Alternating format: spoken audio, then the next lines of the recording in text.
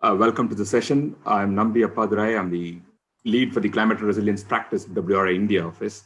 I'll be moderating this session. It is my pleasure and privilege to be part of this important discussion on the topic of supporting risk-informed locally led adaptation through downscale modeling and climate risk assessments. Thanks to UNCDF for organizing this very timely topic. We have a very interesting session with an assembly of very eminent speakers and accomplished scientists working the climate risk assessment domain. I take this opportunity to introduce you to the speakers. Let me start with Mr. Amir H. Delju, Senior Scientific Officer from WMO, and Mr. George Louis Vasquez Aguirre. I hope I got it right. Member of the WMO expert team on climate information for decision making, also from WMO. Dr. Yang Song, Chief Research Fellow from the Korean Environmental Institute, and Ms. Christina Solana from UNCDF, which is CRA expert at UNCDF. Now, we all know that in the recent past, there has been enormous focus on bottom-up approaches in climate actions. Across the globe, there are concerted efforts to engage subnational and national level, local level institutions and stakeholders in planning and implementation of climate measures. Climate adaptation, to a large extent, is a locally driven process, as we all know. That's why it is also governed by the local conditions. It is very contextual. Local communities are at the forefront of experiencing these impacts of climate change, and they have a very rich understanding of it because they experience this day in and day out. They are experiencing the impacts of climate change. So the raw knowledge is also very rich, and there is a repository of knowledge available there, which we have to tap in when you design any actions for the local communities.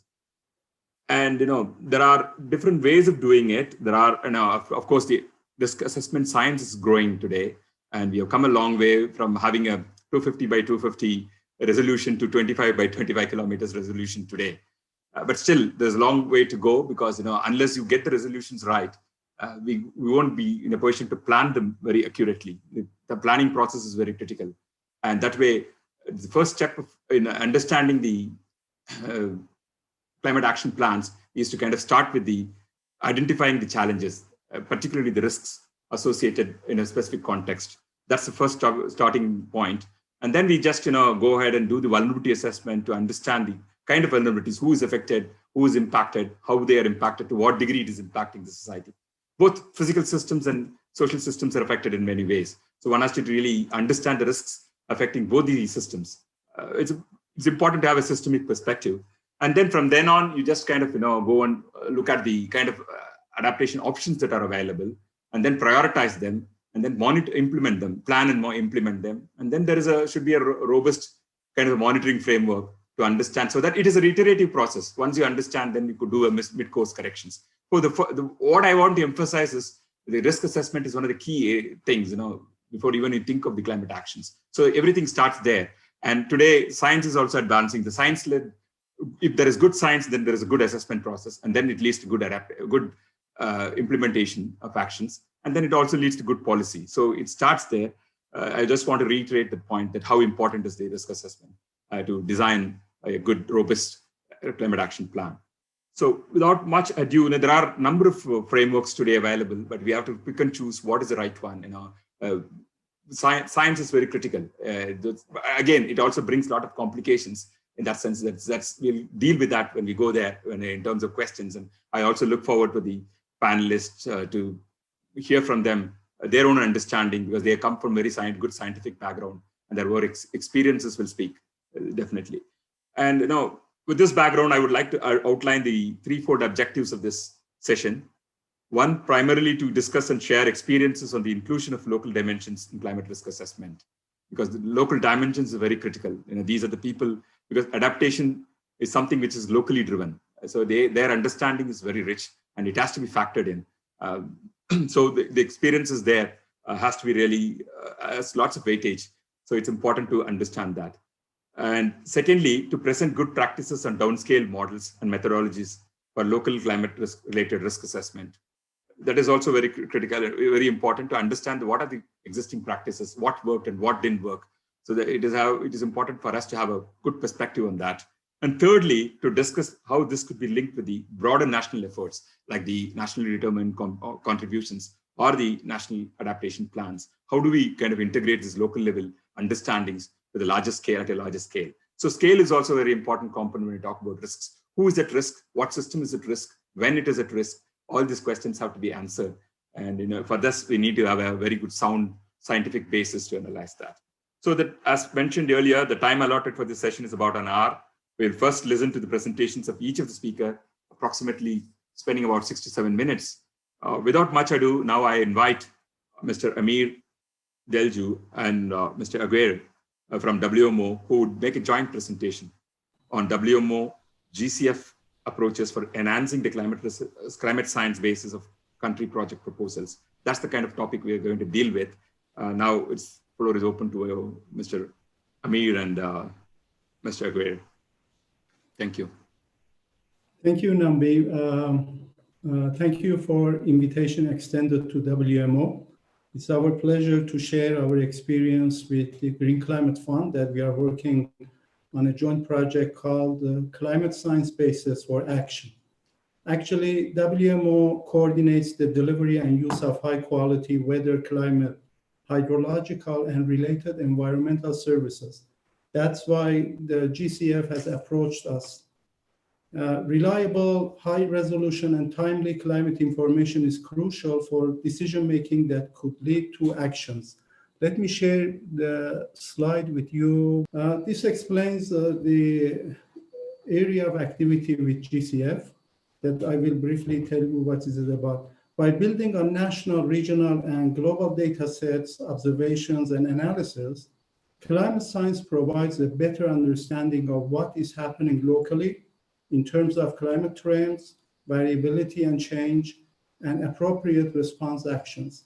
These actions are based on historical data analysis that comes from really local stations, and they are complemented by climate projections and at downscale level, which are improving very rapidly thanks to new models, which we call it CMIP6.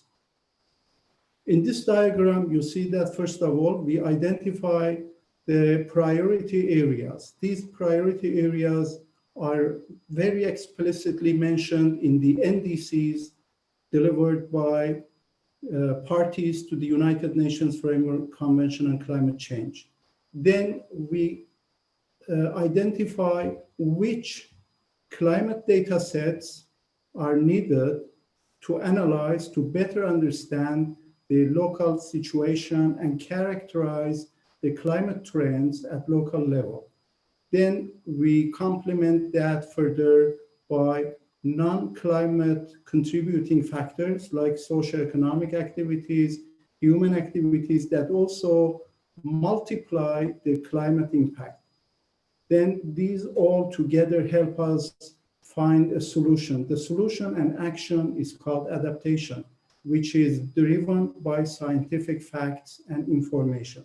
So in the end, the value of data and observations are crystallized in the form of evidence that shows what are the main drivers at local level and what impacts do they leave to local communities, what are the socioeconomic impacts, what are the ecological impacts, and those all help us to design a good project, a real solution, and avoid of any maladaptation that may happen in the absence of reliable data.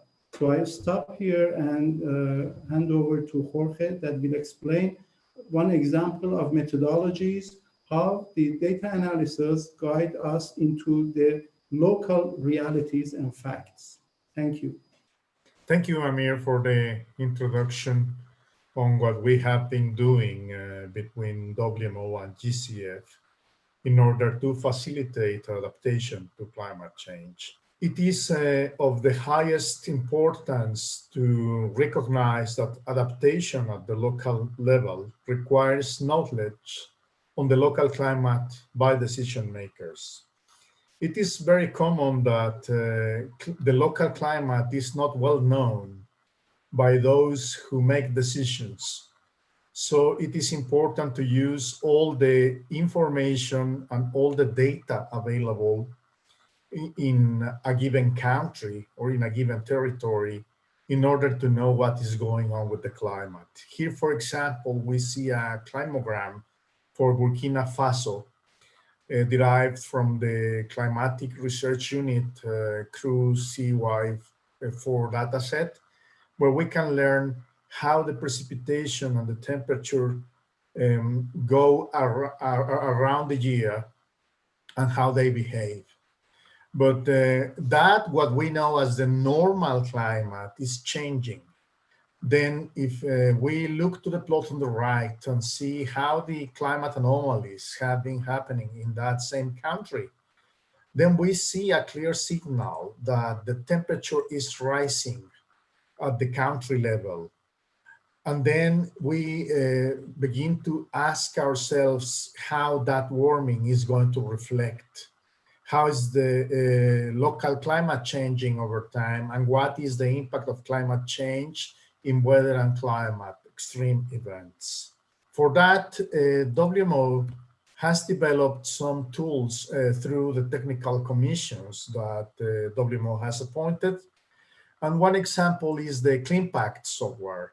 CleanPact is an R package that is intended to calculate sector-specific climate indices.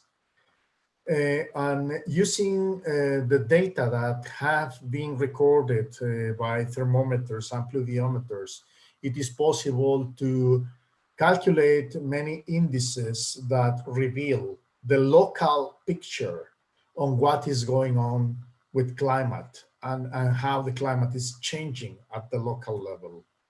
Here, for example, we can see two examples that were produced in this year. One in St. Lucia, which is the plot in the right, that tells us about the heat wave frequency in St. Lucia at the local level.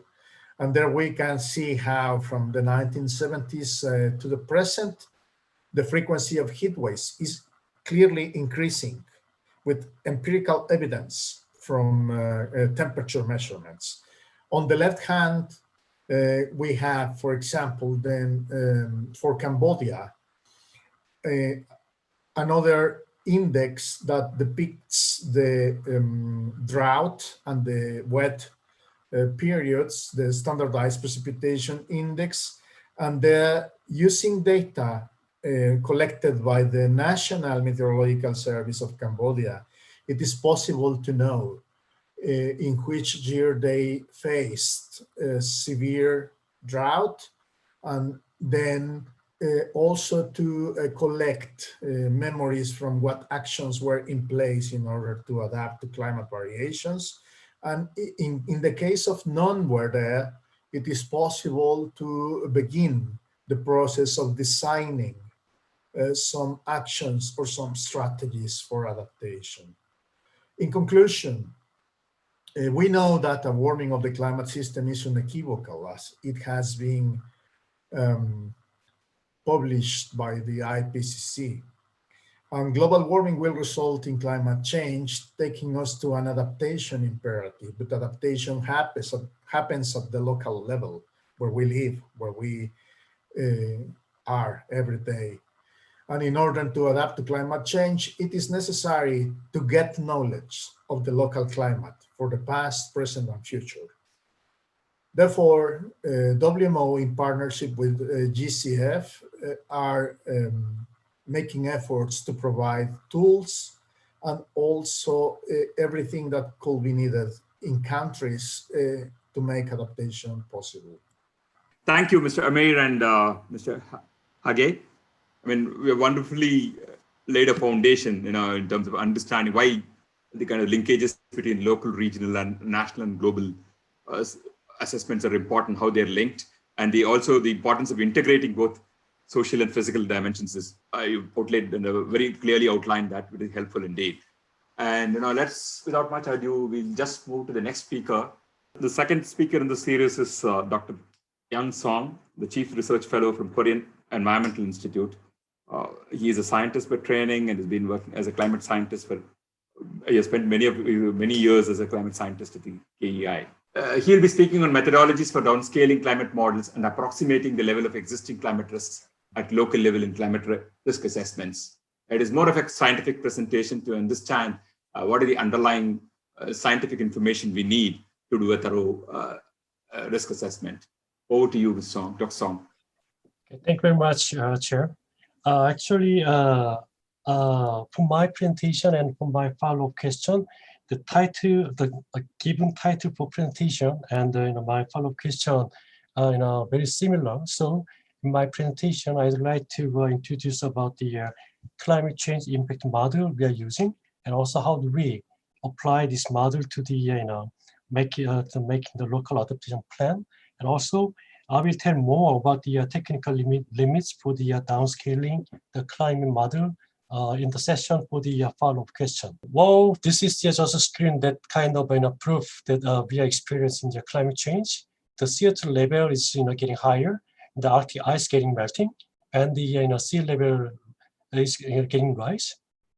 And this kind of climate change gives us the kind of climate risk in the area of the agriculture and forest and and everywhere. So in this region, I think I believe that most of the countries they are making their own climate change adaptation plan. So like Korean government is also making the climate change adaptation plan for both central government and the local government level every 5 years. So this adaptation plan covers the health area and agriculture, fishery, natural disaster, and water management, forest ecosystem, land and coast, even for the industries and so on. But when we are making this kind of adaptation plan, we should have the kind of evidence that we are experiencing the climate change. In order to have the kind of evidence, we usually use the scientific tools, which is a modeling program, to give us the kind of scientific proof. In these days, we are using the special platform and the models for the climate change impact assessment. The name is MOTIVE, which is the project currently finished. This one was the 7-year project. We 7-year project, and finally we got the updated modeling programs in the area of the health, water management, and agriculture, forest, ecosystem, and ocean and fisheries. Basically, these are the kind of independent, individual models, but these models are interlinked.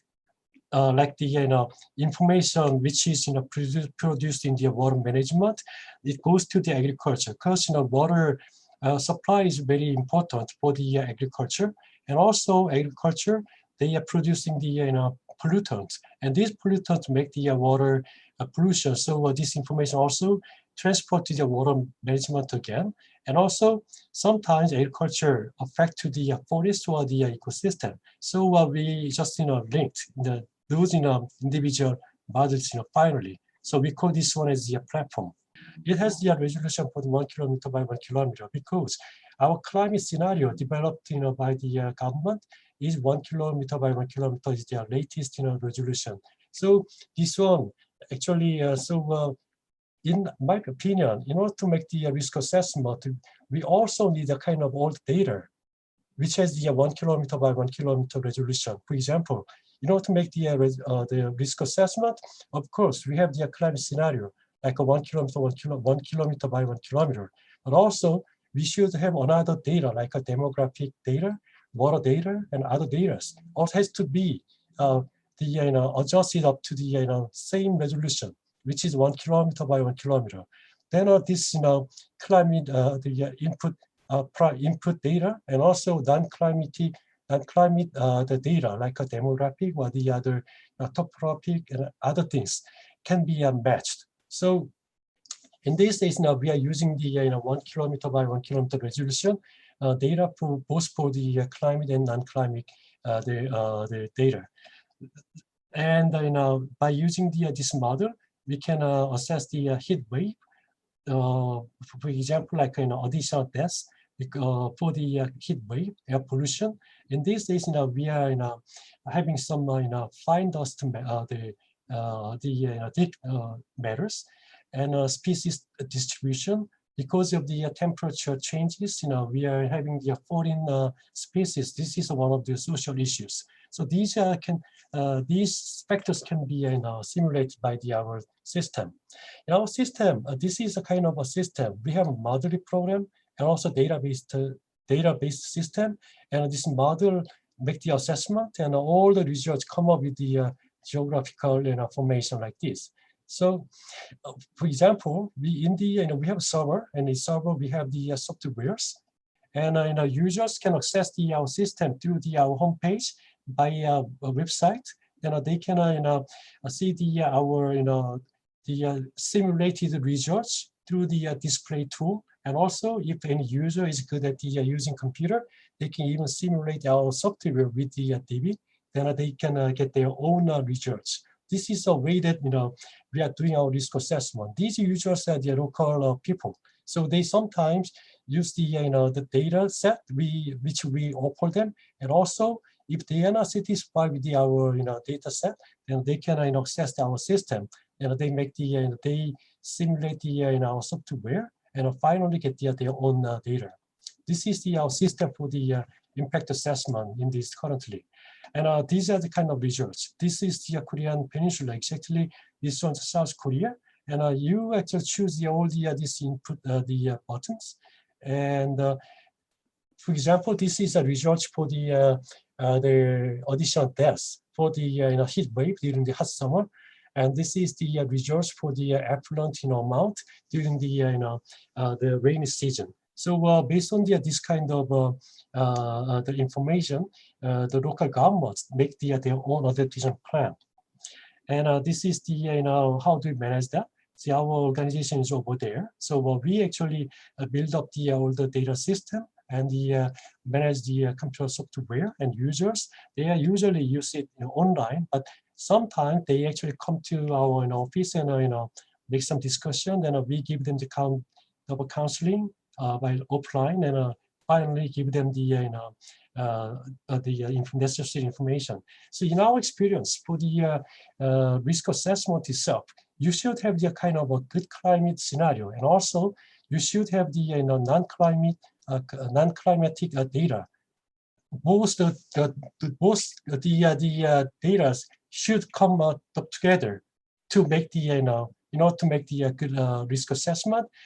Needs to have the kind of good data for both for the climate and non-climate. Okay, this is all about my presentation, and also I'd like to tell you some more of the technical limits for the downscaling in the session for the follow-up question. Okay, this is all about my presentation. Thanks so much. Thank you, Dr. Song. Very interesting work indeed. First time I'm listening to somebody who's talking about a 1 kilometer by 1 kilometer resolution. That's certainly a breakthrough, and hope this message is passed on and people could make use of this technology. What are you talking about? Another interesting thing that came out is about the user interface, what you're talking about. That is also a very important element of this. Unless otherwise, if it is not user interface, it's not going to really, it's a two-way process, as you know. A top-down and bottom-up should go in. So in that sense, it's very interesting. Thank you so much. Let's move on to the last speaker in the series, Ms. Cristina Solana from UNCDF. She's a CRA expert at UNCDF. She'll be speaking on integration of local dimension in climate-related risk assessments, how it can support more ambitious NDCs. Primarily, she'll be sharing some experiences from Niger, Ghana, Sao Tome, and Principe Islands. Floor is yours. Thank you very much. Well, yes. First of all, my presentation is based in two big issues. First of all, we are trying to identify the findings that are guiding our CRA, or climate risk assessment design, okay, to nourish national process, not just local ones, and to link both. And in the other side, we are trying to explain how to do this climate risk assessment dynamic, which means not to think in a study, just a study that is fixed, but a system that is working, updated, and that is nourishing all along the process of adaptation processes. We are glad to present you our process to how to improve this climate risk assessment to include local needs, and also linking local processes to national ones and considering all international commitments. So as you see, first of all, we identify some challenge for local adaptation.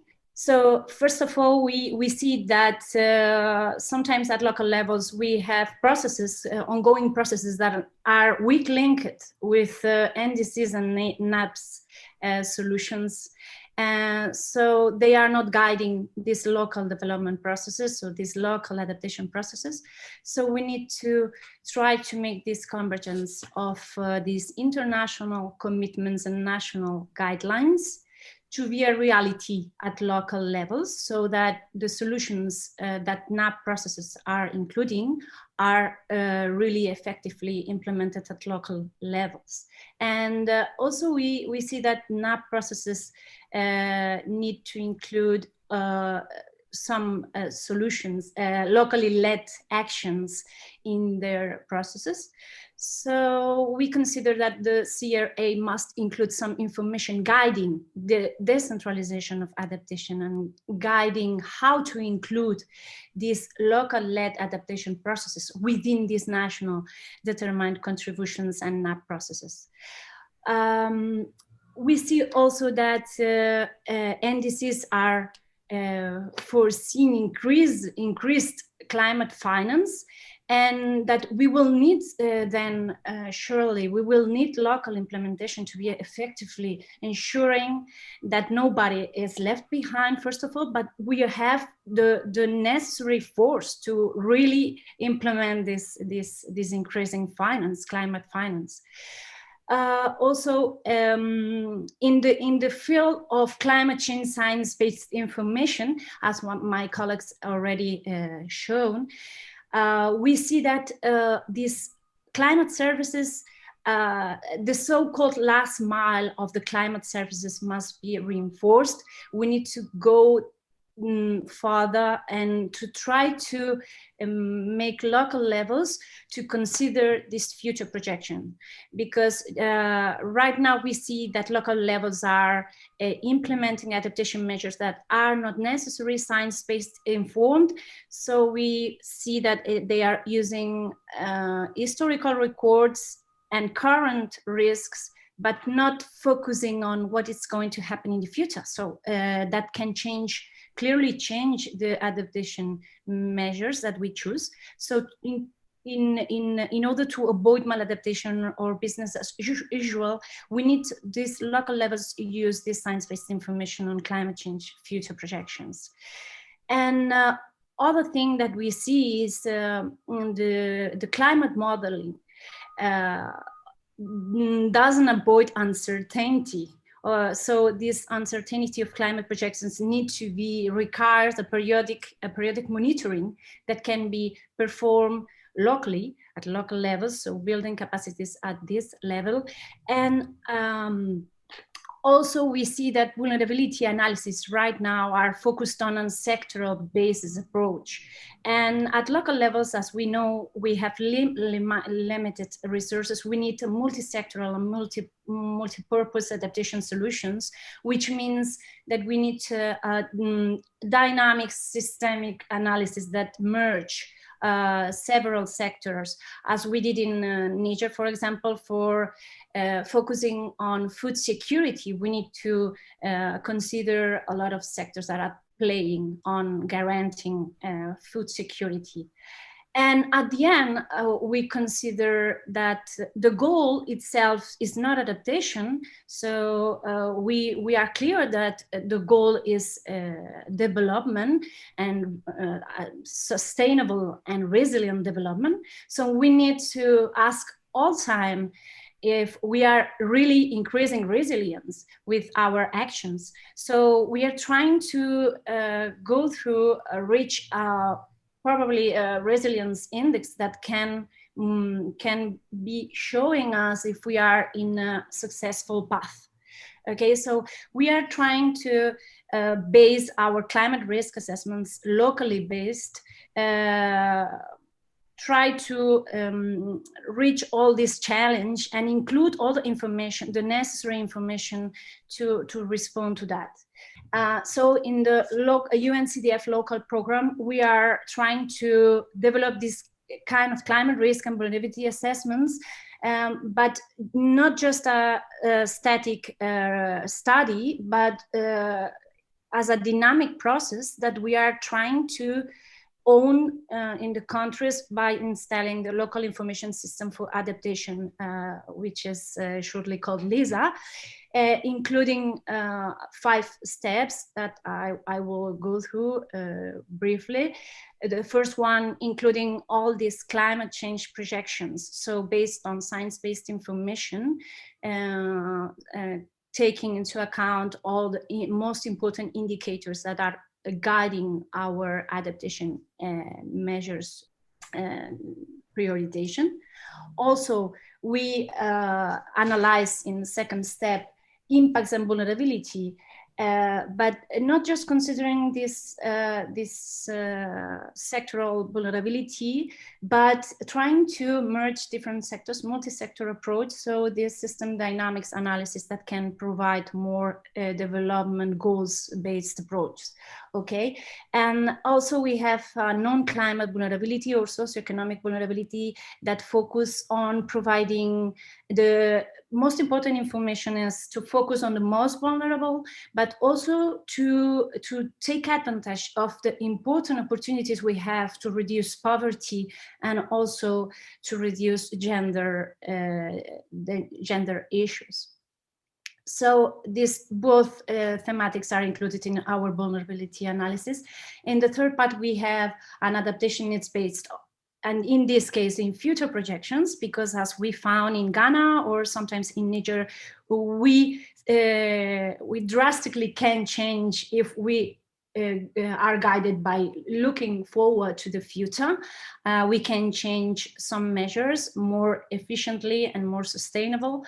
So it's important to avoid this maladaptation and focus on change and probably innovation, as climate change is asking us to change also our current practices. We try to innovate and to promote innovation in our adaptation measures. The fourth step is, of course, multi-purpose cost benefit, because at local levels we don't have so much resources. So we try to make a good adaptation rationale, including also in the process all the indicators for a good monitoring effectiveness.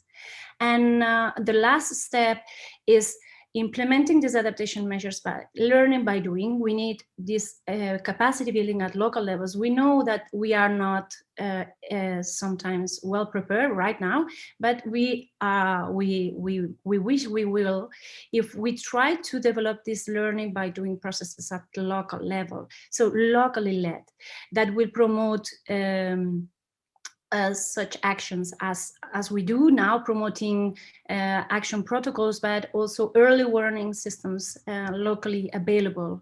So this last mile process that can guide all this excellent and important information that are produced at national levels, that guide also at the base level, because adaptation, of course, is happening at local levels. These are the 5 main steps that we are including in our climate risk assessments, that afterwards they become a local information system. Thank you very much. Thank you, Christina. It is a very interesting presentation. You underscored the importance of mainstreaming adaptation to development. I mean, it's a very challenging stuff. It's not very easy, linking at scale, as well as looking at the multi-sectoral approaches. There are many things, what are the right entry points to do a good adaptation action? That's itself is a important kind of an area there. And also you talked about the finance, the importance of capacity building. These are very important components, and certainly we have come a long way. That's why we have to really work with people who are closer to what's happening there, who are kind of experiencing these climate impacts. That knowledge is very rich.